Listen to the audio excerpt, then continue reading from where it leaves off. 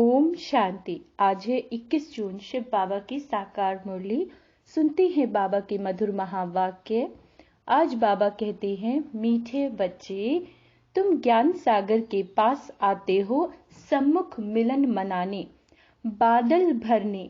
तुम यहाँ कोई तीर्थ करने व पहाड़ी की हवा खाने नहीं आते हो। किस लिए जाते हम शिव बाबा के पास? मिलन मनाने और बादल भरने, यानी खुद को एनर्जाइज करने, पॉजिटिव ऊर्जा से भरपूर करने। प्रश्न है, ग्रस्त व्यवहार में रहते किस विधि से चलते रहो तो एवर हेल्दी बन जाएंगे? उत्तर, एवर हेल्दी बनने के लिए सदैव बाबा बाबा करते रहो। तुम्ही से खाऊं, तुम्ही संग घूमूं, सब कुछ बुद्धि से बाप के हवाले कर दो। क्या करना है? सब कुछ बुद्धि से बाबा के हवाले करना है। ऐसा समझकर चलो कि हम शिव बाबा की परवरिश के अंदर पल रहे हैं। किसी भी चीज में ममत्व ना रहे। अर्पण करके उसके हुक्म से खाओ तो सब पवित्र हो जाएगा। अर्पण करके उसके हुक्म से खाओ तो सब पवित्र हो जाएगा और तुम एवर हेल्दी बन जाएंगे। गीत है दूर देश का रहने वाला। ओम शांति। दूर देश के रहने वाले पास बच्चियां मिलने आती हैं। बच्चियां कोई तीर्थ पर नहीं आती हैं। वह पहाड़ी पर हवा खाने नहीं आती। मनुष्य तो पहाड़ों पर जाते हैं हवा खाने। देखो आज बाबा क्या कह रहे हैं कि पहाड़ों पर लोग क्यों जाते हैं? मनुष्य हवा खाने जाते हैं, ठंडी ठंडी। परंतु बच्चे यहाँ पर आते हैं माता पिता पास मिलने। किसके पास? माता पिता के पास मिलने आते हैं। यह जानते हो, माता पिता दूर देश के रहने वाले आते हैं पराये देश में, माया का देश। क्यों आते हैं? बाबा पूछ रहे हैं। स्वर्ग रचने। उनसे मिलने लिए बच्चे भिन्न भिन्न गांव से, कितना दूर देश से आते हैं। बाबा कहते विलायत से भी आते हैं। किस लिए? कोई चीज देखने के लिए नहीं। आत्माएं अथवा जीव आत्माएं आती हैं। फिर से सुनो, आत्माएं अथवा जीव आत्माएं आती हैं माता पिता से मिलने। माता पिता भी हैं दूर देश का रहने वाला। अब तुम किसके आगे बैठे हो? माता पिता के सामने बैठे हैं, जिससे स्वर्ग के सुख मिलने हैं। क्या मिलने हैं? स्वर्ग के सुख मिलने हैं, परंतु उनकी मत पर चलने से। इसीलिए श्रीमत का इतना गायन है। भगवान वाच्य श्रीमत गाई हुई है। ब्रह्मा विष्णु शंकर की श्रीमत का गायन नहीं है। सबसे श्रेष्ठ माता पिता है जिनका गायन करते हैं। इस सृष्टि के रचयिता माता पिता का आवाहन करते हैं कि इस छी पतित दुनिया में आओ, आकर हमें पावन बनाओ। अब वह पराये देश में आया है। कौन से देश में? पराये देश में आया है। तुम भी पराये देश में बैठे हो। यह रावण का देश है। देखो बाबा क्या कहते हैं, ये क्या है? ये दुनिया, ये रावण का देश है। यहाँ अक्कासुर, बकासुर, पूतनाएं, शूर्पणखाएं, हिरण्यकश्यप आदि सब इस मनुष्य सृष्टि के मनुष्यों पर नाम हैं। ध्यान से सुनेंगे बाबा क्या कह रहे हैं। ये जो अक्कासुर, बकासुर, पूतनाएं, शूर्पणखाएं, हिरण्यकश्यप आदि सब इस मनुष्य सृष्टि के मनुष्यों पर नाम है। असुरों का कोई दूसरा रूप नहीं है, न देवताओं का कोई दूसरा रूप है, न चार भुजाएं हैं देवताओं की। बाबा कह रहे हैं, है तो वह भी मनुष्य और देवताएं भी मनुष्य, परंतु देवताओं का पावन देश में पुनर्जन्म था। क्या कह रहे हैं बाबा? देवताओं का पावन देश में पुनर्जन्म था। सतयुग त्रेता जैसे ईश्वर का घर है। स्वर्ग में आते हो तो अपने घर में आते हो। स्वर्ग में आते हो तो अपने घर में आते हो। अब हो पराई घर रावण के घर में। अब बाप आकर तुमको रावण के घर से छुड़ाते हैं, लिबरेट करते हैं। आधा कल्प तो तुम माया के देश में पुनर्जन्म लेते रहते हो। सतयुग त्रेता में तो राम राज्य अर्थात ईश्वर का राज्य है, क्योंकि ईश्वर ने स्थापन किया है। आधा कल्प वहां पुनर्जन्म लेते आए, आधा कल्प रावण के राज्य में पुनर्जन्म लिया। अब बच्चों को समझ पड़ी है कि हम किसके सामने बैठे हैं। यह टीचर भी है, सदगुरु भी है। तुम माताएं भी टीचर हो, सदगुरु भी हो। तुम भी पढ़ाती हो मनुष्य से देवता बनाने लिए। अब तो तुम असुरी संप्रदाय के देवी संप्रदाय बन रही हो। तुमको कांटों से फूल बनाने इस रथ पर बाप सवार हो आए हैं। यह तो बच्चों से मिलने और देशों में भी जाते हैं, क्योंकि चैतन्य ज्ञान सागर है। जड़ सागर तो नहीं है जो डुबो दे, नहीं, यह है चैतन्य सागर। जड़ सागर तो नहीं है जो डुबो दे, बाबा कहते हैं, है ना। आत्मा परमात्मा अलग रहे बहुकाल, गाते ना, सुंदर मेला कर दिया जब सदगुरु मिला दयाल। तो परमात्मा भी आते हैं, तो उनसे मिलने आत्माएं भी आती हैं। कहां कहां से बच्चियां आती हैं, बाप भी चक्कर लगाते हैं। भक्तों ने तो जहां तहां मंदिर बनाए हैं, जैसे क्राइस्ट के जड़ चित्र भी बनाते हैं क्राइस्ट के। अब वह तो है देहधारी, और जो भी ब्रह्मा विष्णु शंकर देहधारी हैं, इन सब से ऊंचे ते उच्च है भगवान। उनको अपना शरीर नहीं है, भगवान को अपना शरीर नहीं है। उनको तो सभी बाप कहेंगे, परम पिता, गॉड फादर। उनको तो न स्थूल शरीर है और न सूक्ष्म शरीर है। आते भी जरूर हैं, कैसे आते हैं यह सब भूल गए हैं। ऐसे तो नहीं कहेंगे श्री कृष्ण पतित पावन है, ना श्री कृष्ण के शरीर में आकर पावन बनाते हैं। तो श्री कृष्ण भगवानुवाच्य रॉन्ग हो गया। श्री कृष्ण के मुख द्वारा क्या रचें, बाबा पूछते हैं। क्या देवताएं? नहीं, पहले तो ब्राह्मण चाहिए, उसके लिए ब्रह्मा चाहिए।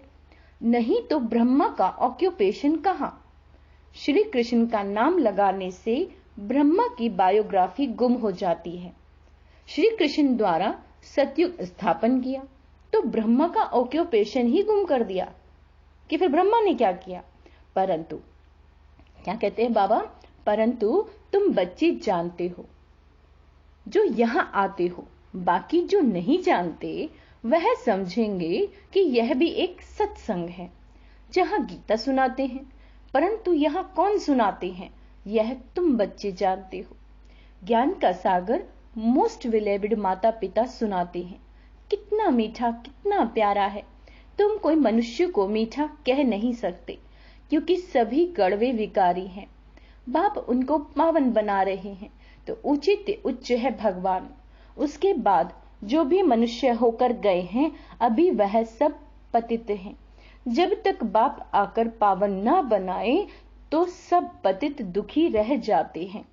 जैसे मनुष्य कहते हैं कलयुग हजारों वर्ष का है, बाबा कहते हैं ये तो इम्पॉसिबल है। महाभारी लड़ाई सामने खड़ी है, जिसमें मुक्ति जीवन मुक्ति के गेट खुलते हैं। तब तक कोई मुक्ति जीवन मुक्ति में जा नहीं सकते। सभी यहां भटकते रहते हैं, जैसे भूल भुलैया है। सभी ठोकर खाते रहते हैं, दरवाजा मिलता नहीं। क्या कह रहे हैं बाबा, सब यही ठोकर खाते हैं, दरवाजा मिलता नहीं। चाहते हैं मुक्ति जीवन मुक्ति के गेट में जाएं।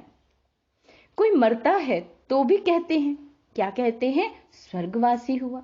बाबा कहते हैं परंतु ये तो नर्क है।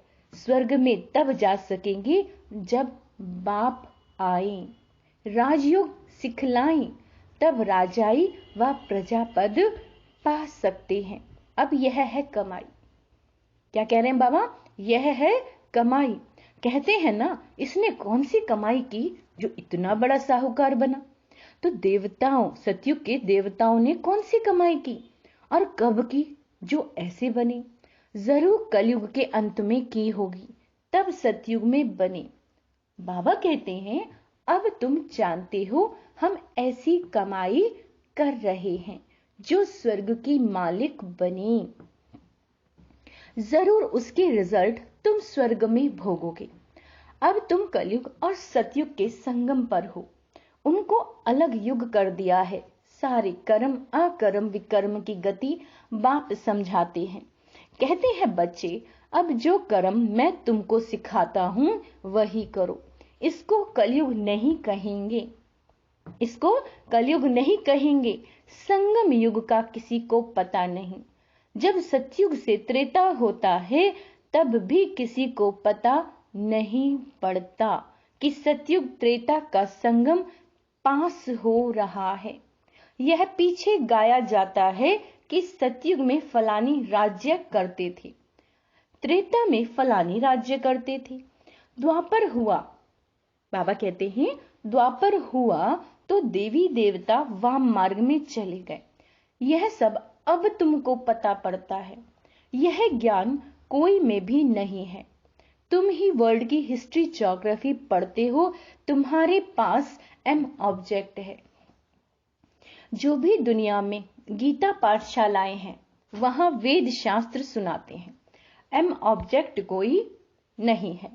स्कूल कॉलेज को पाठशाला कहते हैं। बाबा क्या कहते हैं? स्कूल कॉलेज को पाठशाला कहते हैं। वह पढ़ाई फिर भी सोर्स ऑफ इनकम है। तो तुम्हारे पास एब ऑब्जेक्ट है कि इस पढ़ाई से पावन बन, ध्यान देंगे, इस पढ़ाई से पावन बन मुक्ति धाम में जाएंगे, यानी स्वर्ग में। फिर वहां से पाठ बजाने, मतलब परम धाम में जाएंगे, फिर स्वर्ग में आएंगे। बाबा कहते हैं वहां से पाठ बजाने, घर से फिर हम सतयुग में आएंगे। तुमको सतयुग से कलयुग तक कौन सा पाठ बजाना है यह सारा पता है। तुम बादल यहां आए हो भरने के लिए, कहा मधुबन में, जहां 21 जन्म के लिए सोर्स ऑफ इनकम बनाने। कितनी उच्च पढ़ाई है तो पढ़ाने वाला भी ऊंचा है। उच्च भगवान एक है, बाकी तो सब है भान भाई। ब्रह्मा सरस्वती शंकर पार्वती विष्णु सब इनके बच्चे हैं। बच्चों को बच्चों से वर्षा नहीं मिलता, वर्षा बाप से मिलता है। जो जैसा पुरुषार्थ करेंगे वैसा वर्षा मिलेगा। और पुरुषार्थ कितना सहज है। अच्छा, इतना ज्ञान नहीं सुना सकते तो 3 पैर पृथ्वी का लेकर छोटे कमरे में ही गीता पाठशाला खोल दो। बोर्ड में लिख दो, आकर बाप से 21 जन्म के लिए वर्षा लो। छोटा बोर्ड ही लगाओ जिसमें लिखा हो 21 जन्मों के लिए स्वर्ग की बादशाही तुम्हारा ईश्वरीय जन्म सिद्ध अधिकार है। भल आकर पूछो, तुम जिसको माता पिता कहते हो वह तो जरूर स्वर्ग का रचता है, तो तुमको जरूर स्वर्ग का वर्षा मिलना चाहिए। वह कहते हैं निरंतर मुझे याद करो और सबको भूल जाओ। इनके साथ रहते हुए, रहना सबके साथ है, सामने देखते हुए बुद्धि वहां लगे रहे। शिव बाबा में बाबा का फरमान मिलता है तो सिर पर रखना चाहिए ना। बहुत अंडरलाइन करेंगे सब इस बात को कि बाबा का फरमान मिलता है तो सिर पर रखना चाहिए ना। बाप ऑर्डिनेंस निकालते हैं, बच्चे अब विष का धंधा बंद करो। देखो भगवान क्या कह रहे हैं, बच्चे अब विष का धंधा बंद करो। और कोई बात नहीं करते, बच्चों को ही समझाते हैं। बाहर वाला तो यहाँ सभा में कोई बैठ नहीं सकता जब तक 7 रोज आकर ना समझे। कहानी है ना इंद्रप्रस्थ में पुखराज परी। कौन सी परी थी? पुखराज परी एक पतित मनुष्य को ले आई तो उनको सजा मिल गई। तो ये कायदा नहीं है, जब तक 7 रोज भट्टी में नहीं डाला है भट्टी में स्वच्छ होने बिगर बैठ नहीं सकते। हाँ, कोई बड़े मनुष्य मिलने को आते हैं, सुनते तो है ना। सुबह का क्लास देखें तो ऊपर से, बाबा कहते हैं, तो ऊपर से पूछकर श्रीमत से बताते हैं। देखते हैं अच्छा है, उल्टा नहीं उठाएगा तो उनको थोड़ा पहले समझाया जाता है, फिर आने की छुट्टी देनी पड़ती है।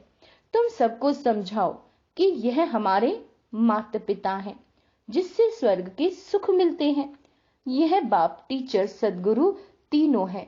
तुमको जैसे 3 इंजन मिले हैं, इसी समय तीनों इकट्ठे मिलते हैं।